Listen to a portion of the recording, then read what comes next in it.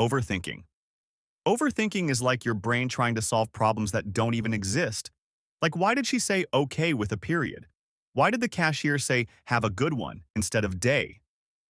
And why do I still remember that embarrassing thing I did in fifth grade? Overthinking is the mental sport where your brain plays chess against itself and still loses.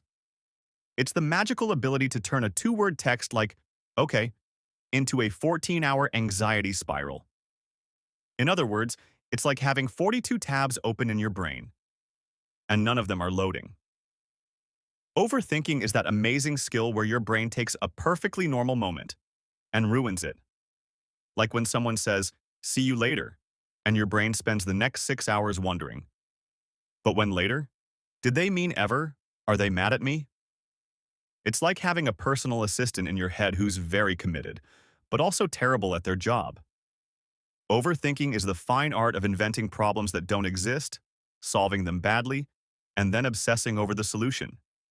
It's your brain saying, you made one awkward joke in 2014, and for that, you will never know peace again. It's also incredibly productive.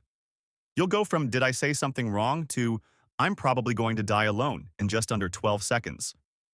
Overthinking usually strikes when you're trying to relax, like when you're lying in bed, finally winding down, and your brain's like, okay, cool, you're comfy. Great.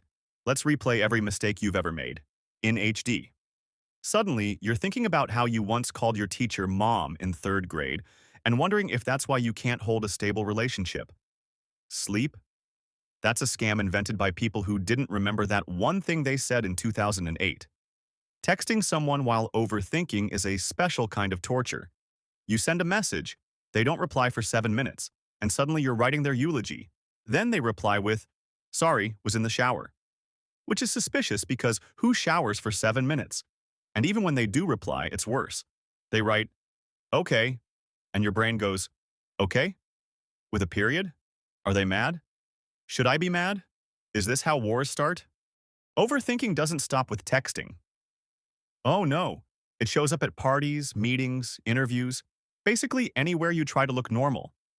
Someone says, hi, and you say good in response. Now you're planning your escape to a new country with a new name.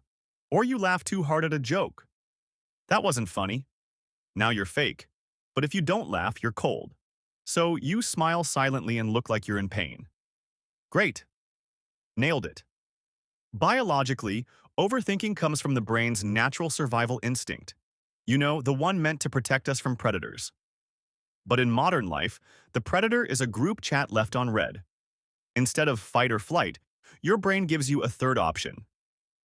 Just sit there and obsess quietly for the next 6 hours. Now, technically, you can manage overthinking with stuff like mindfulness, deep breathing, writing things down, going outside, touching grass. But let's be honest, we're more likely to reread an old text conversation 12 times looking for emotional tone shifts than actually meditate. The most effective cure is distraction, or caffeine, or asking a friend if your message sounded weird until they block you. Overthinking, small problem X, time, sleep quality, plus internet access add in social media, and boom. You're spiraling about why someone didn't like your post, even though they were online. So if you're an overthinker, don't worry. You're not alone. There are millions of us. Sitting in silence, replaying conversations from 3 weeks ago and wondering if we blinked weird. Just remember, that awkward thing you said? They probably forgot it already. But you won't.